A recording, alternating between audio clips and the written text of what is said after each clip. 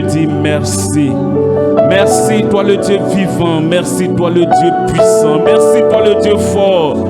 Merci, toi le combattant. Oh, éternellement Dieu, mon roi, qui nous fait remporter les victoires. Nous voulons, Seigneur, te bénir, Seigneur, ce matin. Te dire merci. Parce que, Seigneur, c'est toi qui es Dieu. Et c'est toi qui as la capacité de faire de grandes choses dans nos vies. Nous sommes là des vermisseaux. Nous sommes là des serviteurs inutiles. À qui irons-nous, Seigneur? C'est toi seul qui as la parole de la vie éternelle. Que je diminue, que toi tu croisses. Éternel, glorifie ton nom. Parle à nos cœurs, Seigneur. Et donne-nous, Seigneur, d'expérimenter encore une fois de plus des merveilles. Car tu es le Dieu vivant. Oui, éternel, nous te rendons toute la gloire. Et nous te cédons, Seigneur, toutes choses. Bénis, Seigneur, ce moment. Bénis, Seigneur, ton peuple. Bénis ta parole dans nos vies et dans nos cœurs. Au nom de Jésus-Christ. Amen. Est-ce qu'on peut acclamer le roi de gloire? Est-ce que nous pouvons pousser des cris de joie, des cris de héros, des cris de vainqueur, des cris d'Hosanna? Alléluia! Que le nom de Dieu soit béni. Que Dieu vous bénisse. Je vous salue dans le précieux nom de Seigneur et Sauveur personnel. Que Dieu bénisse les co-héritiers. Alléluia. Est-ce qu'on peut encore acclamer le Seigneur bien-aimé? Nous à qui il a fait cette grâce pour nous tenir au nombre des vivants. Car le psalmiste pouvait dire, non, ce ne sont pas les morts qui louent l'Éternel, mais les vivants. Alléluia pour le Seigneur. Que le nom de Dieu soit béni. On peut se rasseoir dans la présence du Seigneur. Bien-aimé, ce matin, je suis venu pour t'annoncer quelque chose. Une nouvelle de la part du Seigneur. Tellement Dieu t'a aimé qu'il a prévu quelque chose pour toi en ce jour, pour que en ce milieu d'année, tu puisses encore aller en eau profonde. Nous allons allègrement vers la Pentecôte. Et plus nous avançons, plus les vents sont contraires. Alléluia. Et Dieu, dans sa fidélité, ne veut pas abandonner son peuple que tu es, son peuple que je suis, son peuple que nous sommes. Alléluia. Il est encore capable de nous guider. Il est encore capable de nous tenir dans la main. Il est encore capable de nous orienter. C'est pourquoi, en ce matin, il te donne un thème qui est véritablement révélateur, bien-aimé. Oui, Dieu te dit qu'il est avec toi, n'est-ce pas?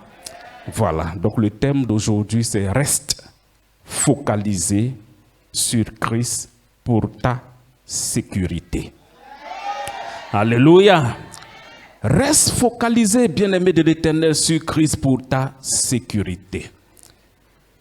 Ne perds pas le temps, bien-aimé de l'Éternel, comme des enfants qui vont à l'école mais qui ne sont pas focalisés sur les études. Au finish, bien-aimé, c'est qu'ils n'auront pas ce qu'ils sont partis chercher à l'école. Et pourtant, toi, tu es à l'école de la vie, l'école de Dieu. C'est pour te dire que, à la fin de toutes ces choses, comme l'apôtre Paul pouvait le dire, j'ai combattu le bon combat, j'ai achevé la course, j'ai gardé la foi. Désormais, la couronne de vie m'est réservée. Bien-aimés, c'est de cela qu'il s'agit. Nous ne venons pas à l'église pour plaire à nos parents, pour plaire à notre mari, pour plaire à nos épouses, nos femmes, ou pour plaire à nos enfants ou nos frères et sœurs, ni un pasteur, ni quiconque. Nous venons pour le Seigneur.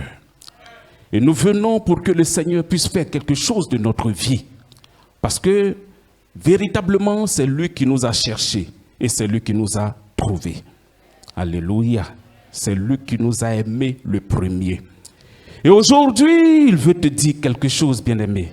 C'est pourquoi nous allons prendre notre Bible dans le livre de Matthieu, chapitre 14, à partir du verset 22 jusqu'au verset 23. On va se tenir debout et nous allons faire la lecture.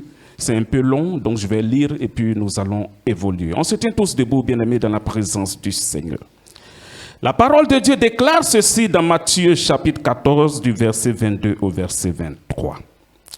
Aussitôt après, il obligea les disciples à monter dans la barque et à passer avant lui de l'autre côté, pendant qu'il renverrait la foule. Quand il l'eut renvoyé, il monta sur la montagne pour prier à l'écart. Et comme le soir était venu, il était là, seul. La barque déjà au milieu de la mer était battue par les flots, car le vent était contraire. À la 4e veille de la nuit, Jésus alla vers eux, marchant sur la mer. Quand les disciples virent marcher sur la mer, ils furent troublés et dirent, c'est un fantôme. Et dans leur frayeur, ils poussaient des cris. Jésus leur dit aussitôt, rassurez-vous, c'est moi, n'ayez pas peur. Pierre lui répondit, Seigneur, si c'est toi, ordonne que j'aille vers toi sur les eaux.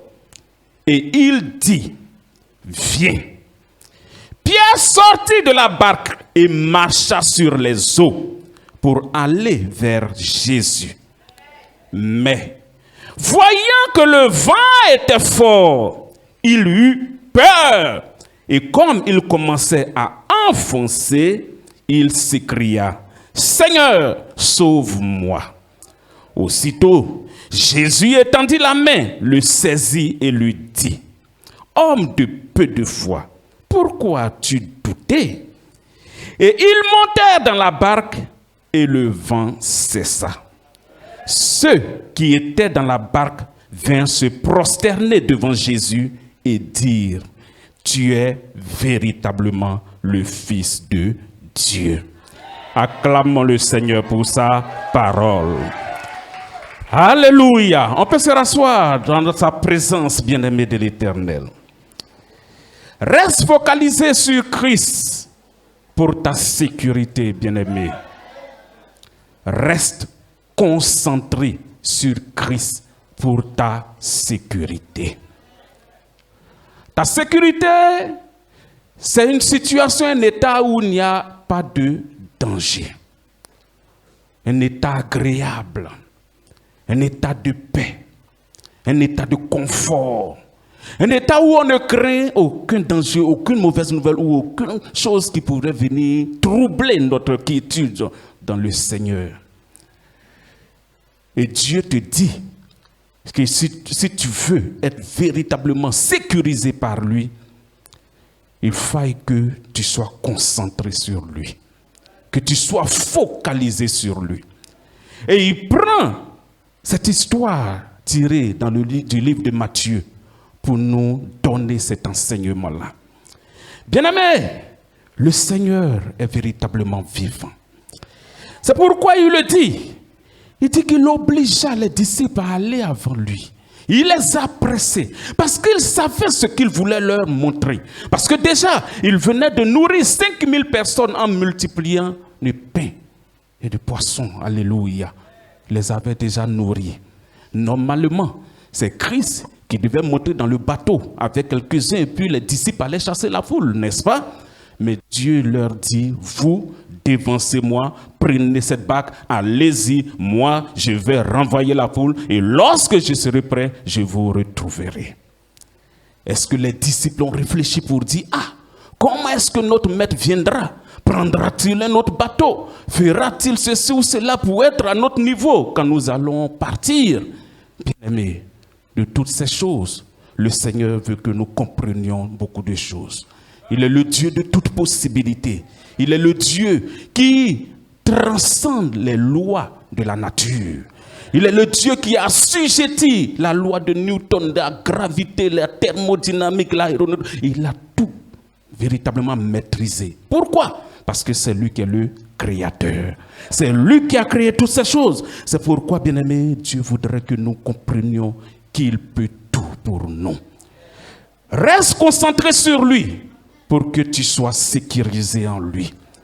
Dieu dit que quand il a fait cela, véritablement, il a laissé partir ses disciples, n'est-ce pas? Il savait que le vent s'était soulevé. Alléluia. Les flots étaient contraires à l'avancée de la barque. C'est-à-dire que le bateau ne pouvait pas naviguer convenablement. Le Seigneur le savait. Parce que Dieu, il sait toutes choses avant que ces choses n'arrivent. Et il a jugé bon.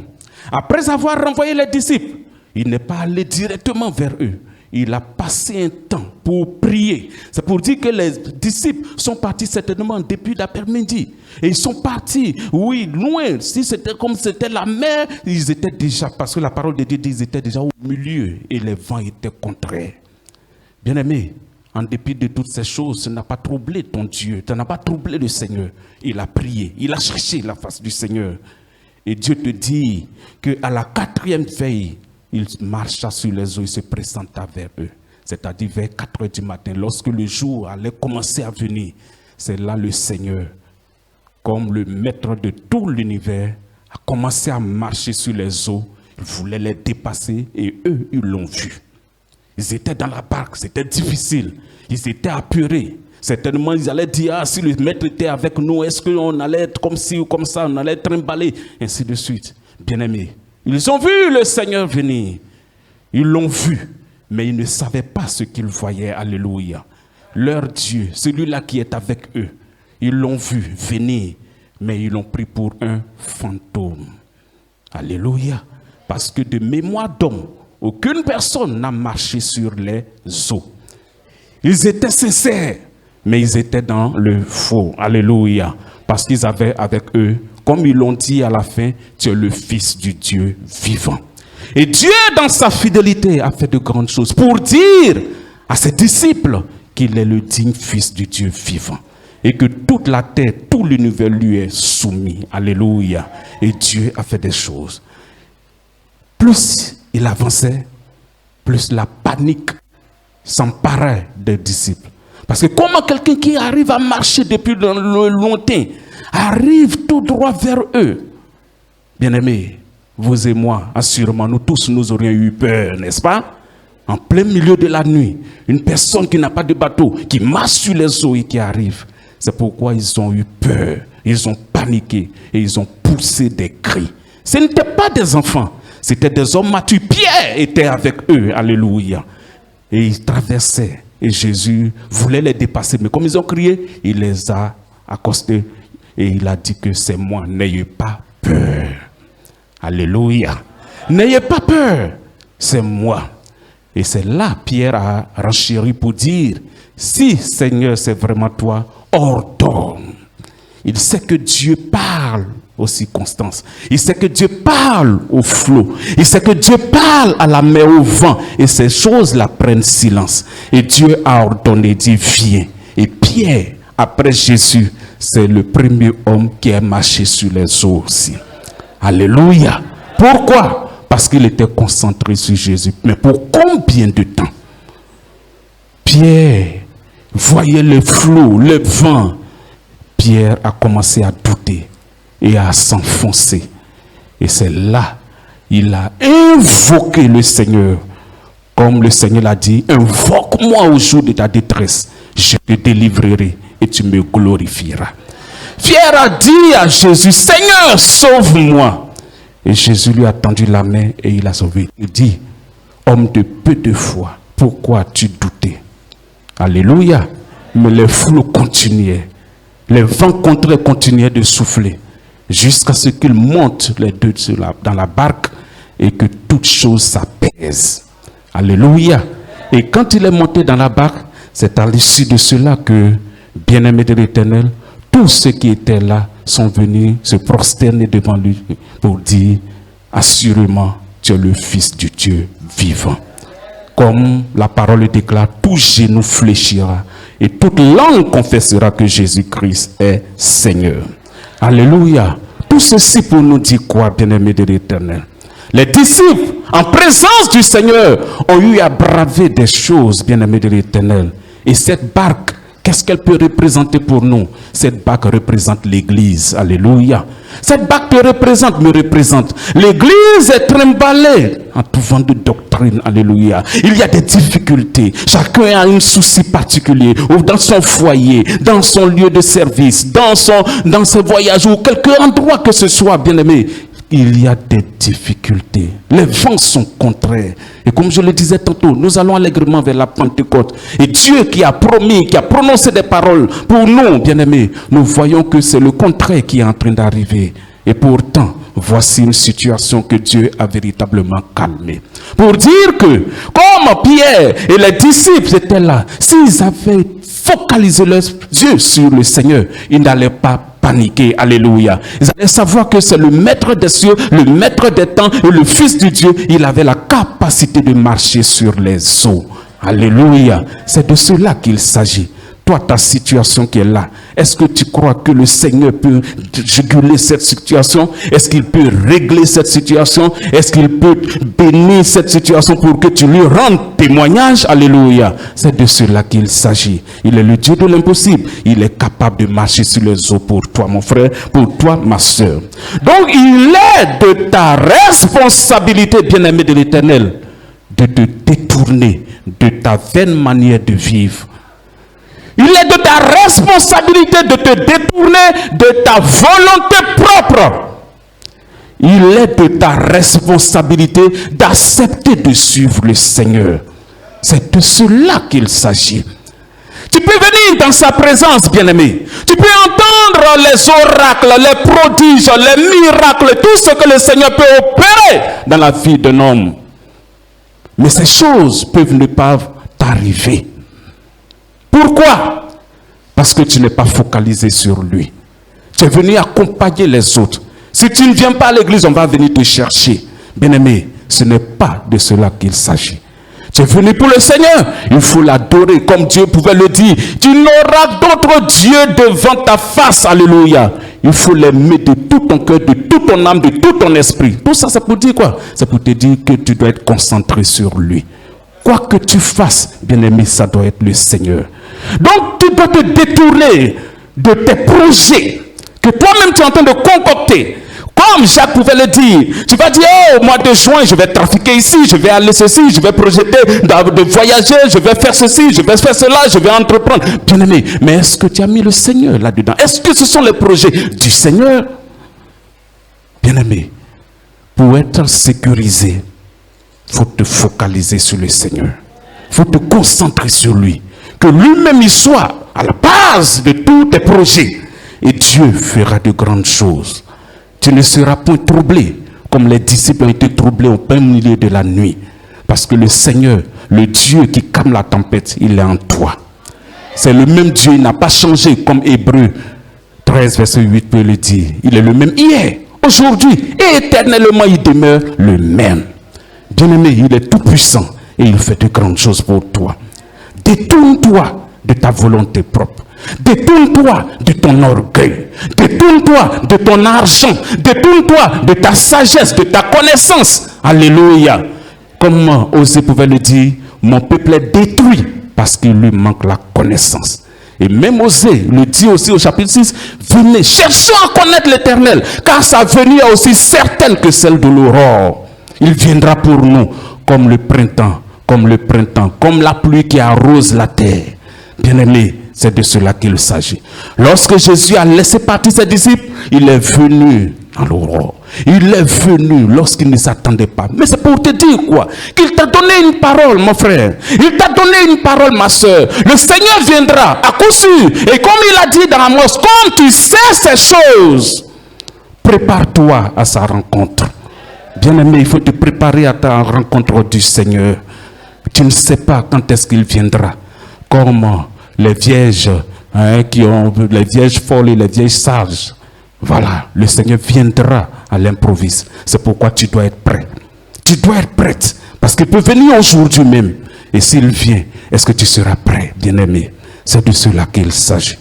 Détourne-toi de ta vaine manière de vivre. Sois focalisé sur le Seigneur. Que tes projets soient focalisés sur Dieu. Que tes envies soient focalisées sur Dieu. Que tout ce que tu veux soit focalisé sur Dieu. Parce que c'est le Seigneur qui a créé toutes ces choses. Il dit, cherche d'abord le royaume des cieux et sa justice. Et ce que tu veux, c'est-à-dire le reste là, te sera donné par-dessus tout. Bien-aimé, Dieu n'est pas menteur. Il parle. Il parle et il veille sur sa parole pour accomplir ses promesses dans nos vies. C'est pourquoi faisons confiance en notre Dieu. En un mot, soyons focalisés sur lui. Sur Christ et Christ seul pour notre sécurité et notre salut.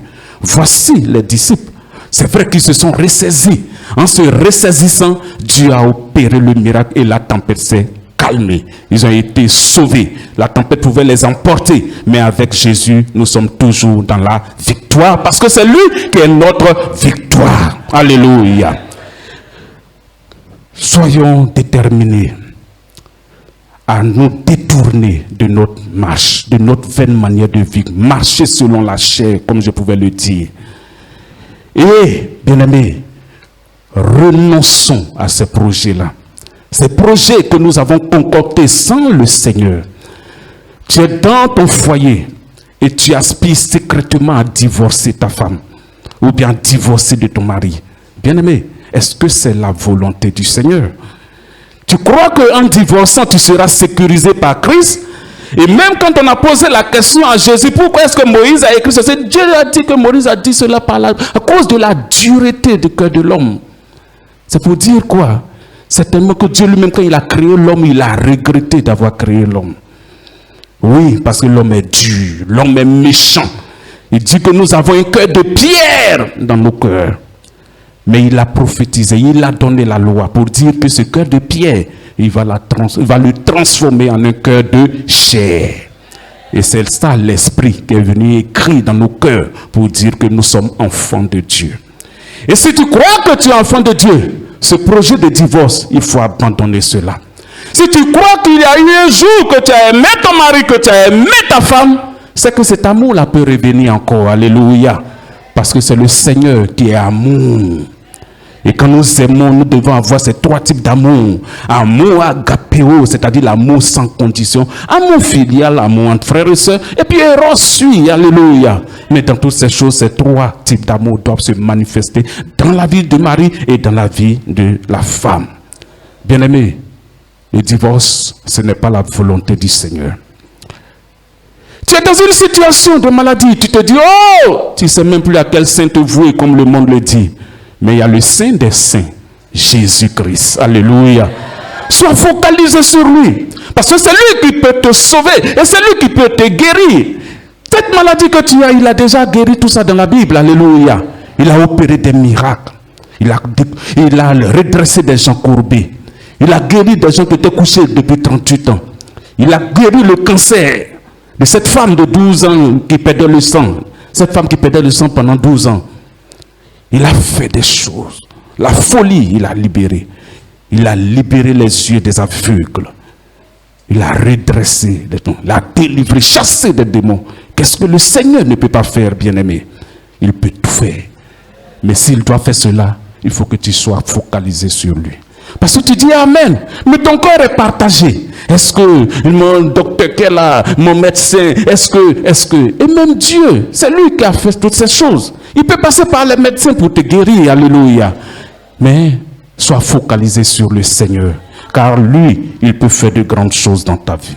Donc tes projets propres que tu es en train de commenter, bien-aimé, sache que le Seigneur doit y être, alléluia, il doit être associé. Pas associé pour dire que toi-même tu as fait ce projet et puis tu l'amènes dedans. Non, c'est tu fais la prière, tu lui demandes et lui t'oriente. Parce que le Seigneur parle toujours.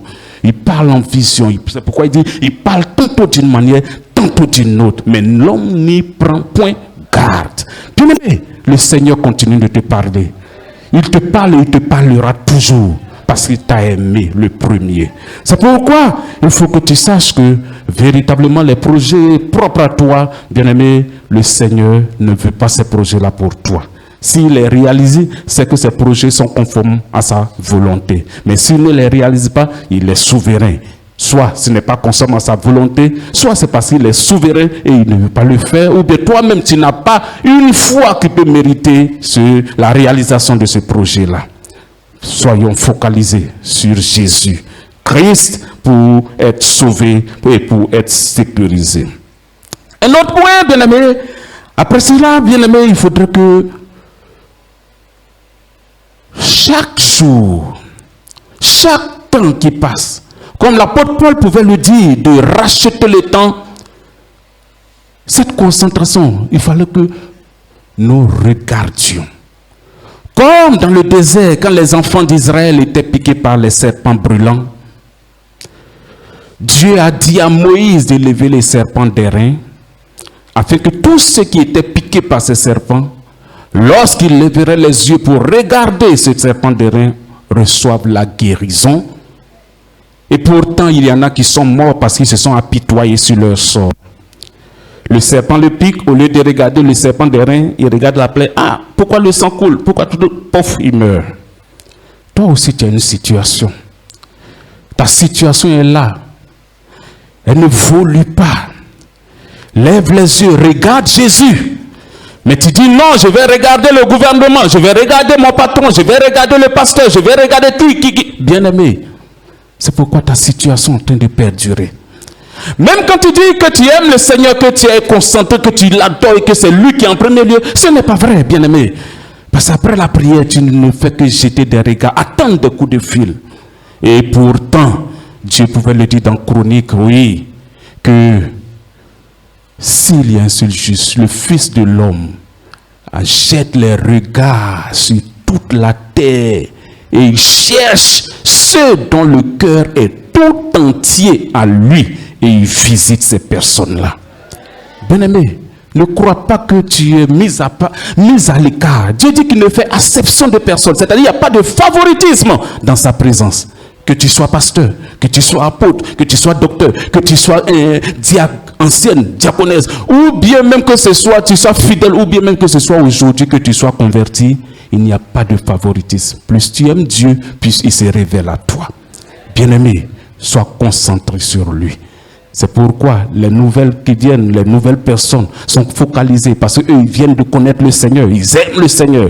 Mais ceux qui sont là, qui ont rétrogradé, qui sont là, qui attendent les bénédictions, leur amour pour le Seigneur est en train de refroidir et ils ne sont plus focalisés. Dieu te dit en ce matin, ce que j'ai contre toi, comme il pouvait le dire dans l'Apocalypse, c'est que tu as abandonné ton premier amour. Puisses-tu être chaud ou froid, mais si tu es tiède, je te vomis. Tièdeur là, c'est quoi? Tu es au milieu de nous, mais tu ne crois plus au Seigneur.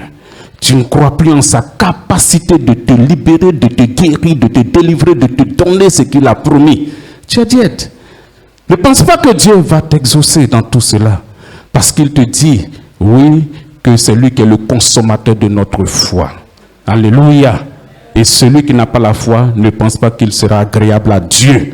Parce que le Seigneur, ce qu'il mange, comme nous dépensons l'argent dans ce monde, c'est notre foi qu'il utilise pour glorifier son nom dans le monde spirituel. Tu dois pouvoir comprendre ces choses, bien-aimés, et regarder continuellement à Jésus. Et Dieu fera de grandes choses dans ta vie. Après t'être détourné, bien-aimé, après avoir abandonné tes projets secrets qui te sont propres, regarde continuellement à Jésus et Dieu fera de grandes choses. C'est le prix qu'il faut payer, bien-aimé, pour que tu aies la vie sauve et que tu sois sécurisé. Le prix à payer, c'est cela. Jésus a déjà payé le prix. Mais toi aussi, pour rentrer dans ces faveurs, dans ces grâces, tu dois payer un prix. Le seul prix, c'est la concentration en Jésus. Focaliser en Christ. Regardez continuellement Jésus. Ne pas le quitter d'un iota. Et Dieu fera de grandes choses. Peu importe les situations que tu es en train de vivre et traverser au travail, dans ton foyer, dans ta santé, ou dans quoi que ce soit que tu entreprends, peu importe ces situations-là, que tu sois humilié dans ta famille, ou au travail, ou à l'église, ou quelque part, qu'on se moque de toi, que tu entreprennes les choses et que ça ne marche pas, bien-aimé, sache que ce que tu fais et ce que tu dois faire, c'est que tu dois rester focalisé sur le Seigneur. Parce que l'impossible va devenir possible par sa volonté. Regardons donc à lui seul. Ne regardons pas aux hommes. Ne regardons pas aux pasteurs. Ne regardons pas aux bishops. Ne regardons pas aux églises. Mais regardons à Jésus, celui-là qui a dit qu'il bâtira son église et ni la mort, ni le séjour des morts ne prévaudront contre elle. C'est le même Dieu qui est en toi. C'est pourquoi tu dois savoir que il bénit ceux qu'il aime. Alléluia. Car il a dit dans sa parole, si vous demeurez en moi et que mes paroles demeurent en vous, quoi que ce soit que vous demandez, je le ferai. Alléluia. Dieu le fait. Dans Jean, il a dit. C'est pourquoi aspirons à être focalisés au Seigneur. Oui, parce que le Seigneur, la Pentecôte qui arrive, il veut faire de grandes choses.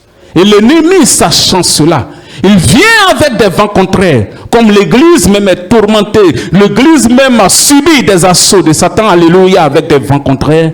C'est comme ça que la Bac aussi a chaviré.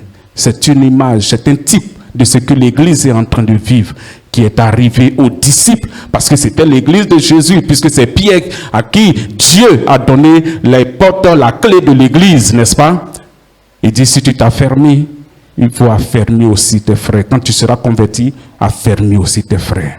Bien-aimés, le Seigneur fait de grandes choses dans nos vies. Soyons focalisés sur lui. Non seulement pour notre salut, mais pour aussi notre sécurité. Et qui parle de sécurité, qui parle d'absence de danger.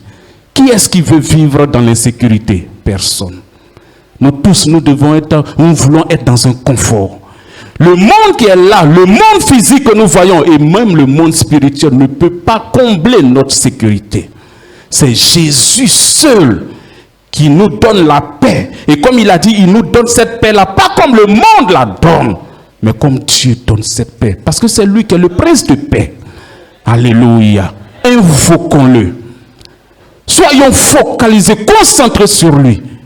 Et même ce que nous n'avons pas désiré, qui est bon pour nous, le Seigneur nous accordera cela.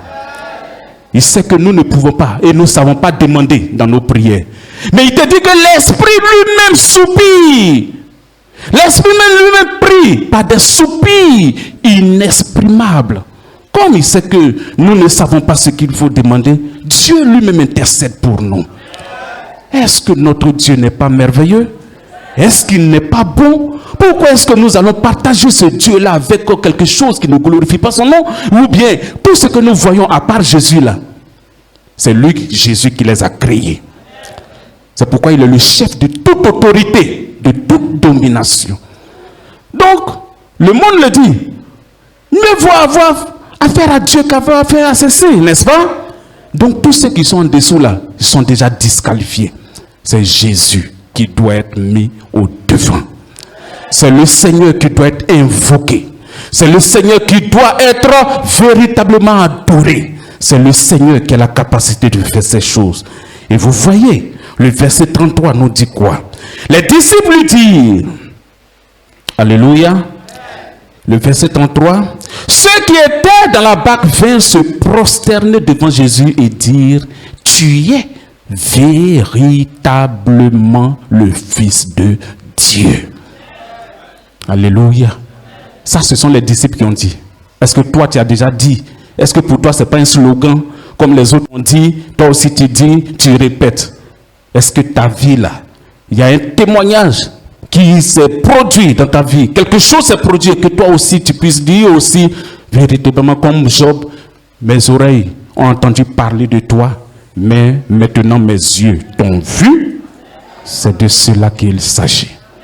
Concentre-toi sur Jésus. Sois focalisé sur lui. Et toi aussi, tu diras ces mêmes paroles. Assurément, Jésus-Christ, tu es véritablement Seigneur.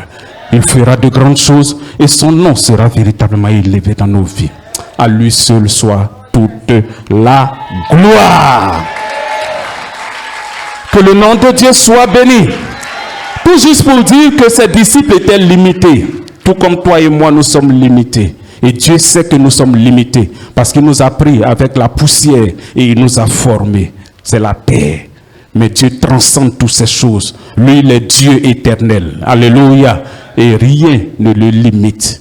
C'est pourquoi tu dois te réjouir pour dire que Jésus-Christ t'aime. Jésus-Christ a donné sa vie pour toi. Il a versé son sang pour toi. Et il te dit que si tu veux le suivre, il faut que tu renonces à toi. et que tu prennes ta croix, tu la portes chaque jour et que tu le suives. C'est vrai que tu vas dire, ah, je suis dans son dos, je le suis. Et il dit aujourd'hui d'être focalisé. Oui, tu peux être dans son dos et être concentré. Si quelqu'un devant moi, le pasteur regarde devant moi et qu'on va quelque part, je serai toujours derrière, n'est-ce pas? Mais si en partant suivant Jésus, qu'il y a des situations qui sont derrière, des palabres, et puis je veux pouvoir m'immiscer dans ces palabres, dans cette discorde, dans cette dispute, lui il continue de partir. Je serai en retard et certainement, arrivé un moment, je pourrais même le perdre de vue. Dieu ne veut pas cela. Quand il tend un pied, il te dit, comme il pouvait dire dans Ésaïe, c'est lui qui va te susurrer à l'oreille, voici le chemin. Il va te montrer, il te dit qu'il va frayer un chemin dans le désert pour toi. Tu es à l'école du désert. Satan ne peut pas te frayer un chemin, ni un homme. C'est Jésus qui va te frayer un chemin dans le désert. Et comme il est en train de frayer ce chemin, si tu restes trop en retard, alléluia, ce chemin va s'effacer, n'est-ce pas? C'est pourquoi tu dois être avec lui. Et il pouvait le dire dans Apocalypse. Il dit, voici, j'ai mis devant toi une porte ouverte que personne ne peut fermer. Mais quand il dit personne, c'est quelque chose. Ou bien quelqu'un qui est en dehors de toi. Toi-même là, tu peux fermer cette porte. Aujourd'hui, abandonne tes projets propres. Abandonne ta volonté propre. Abandonne les œuvres de la chair. Abandonne les palabres. Abandonne les invectives. Abandonne tout ce qui est iniquité. Abandonne toutes ces choses. Et aspire à ce qui est beau, à ce qui est grand. Aspire aux choses vertueuses. Et Dieu te rencontrera. Dieu te délivrera. Dieu te restaurera. Dieu te fera du bien. Il te mettra au large comme il a mis ses disciples au large. Alléluia. À lui seul soit toute la gloire. Acclamons le Seigneur, bien-aimé de l'Éternel. Tout ceci pour dire que nous devons rester focalisés sur lui. Parce que le Seigneur veut de grandes choses pour nous. Et il a dit dans sa parole que sans lui, nous ne pouvons rien faire. C'est tout. On va se tenir debout et nous allons prier. Seigneur, nous voulons te bénir, nous voulons te dire merci. Merci pour ta bonté, merci pour ta fidélité, merci pour ta grâce. Merci pour cette parole. Qui suis-je, serviteur inutile, d'avoir parlé de toi, Seigneur? J'ai prié afin que ces paroles, Seigneur, puissent faire du bien à ton peuple. Et que ta volonté parfaite, Seigneur, s'accomplisse. Non seulement dans nos vies, mais dans la vie de tous nos frères et sœurs qui nous suivent, Seigneur, en direct. Éternel, que toi-même tu les visites. Et que dès aujourd'hui, Seigneur, tu leur donnes, Seigneur, de réparer ce qu'ils doivent réparer vis-à-vis de toi. Longtemps, nous avons compté sur nous-mêmes, sur nos proches. Nous avons eu des appuis, mais oh Dieu de gloire, et nous avons échoué. Nous avons été déçus, nous avons été frustrés. Et aujourd'hui, nous entendons, Seigneur, que nous devons être focalisés sur toi pour que notre sécurité soit sécurisée par toi. Éternel, nous faisons notre, Seigneur, cette parole. Bénis cette parole dans nos cœurs. Donne-nous la force de pouvoir la mettre en pratique. Et bénis ton peuple, Seigneur. Merci pour ta grâce. Merci pour ta faveur. Merci pour toutes choses. Au nom de Jésus-Christ. Amen. Que Dieu nous bénisse. Voilà, que Dieu nous bénisse.